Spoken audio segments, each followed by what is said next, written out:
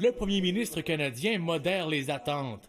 C'est possible, mais on verra. Pourtant, le Globe and Mail rapportait ce matin que le Canada et les États-Unis pourraient signer un accord sur les tarifs sur l'acier, l'aluminium et l'énergie lors d'un forum économique en Corée la semaine prochaine.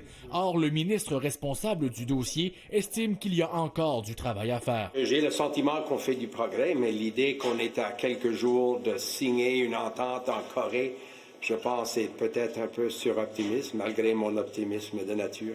Il serait néanmoins question d'un allègement des droits de douane, loin des promesses de campagne du chef libéral, estime son adversaire bloquiste. On est sur le bord de se taper dans le dos puis d'organiser une fête parce qu'on réussirait à réduire un peu peut-être certains tarifs. Allez expliquer ça à l'industrie de la forêt.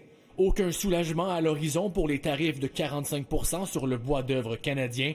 Et il y a aussi l'industrie automobile.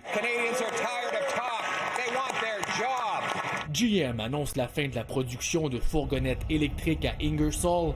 Un autre coup dur après que Stellantis ait largué Brampton pour fabriquer son Jeep Compass. Ottawa avait pourtant offert des milliards en subventions à l'entreprise. Did they include a jobs protection plan for all jobs at Stellantis when they forked over $15 billion? Un comité parlementaire examinera ces contrats.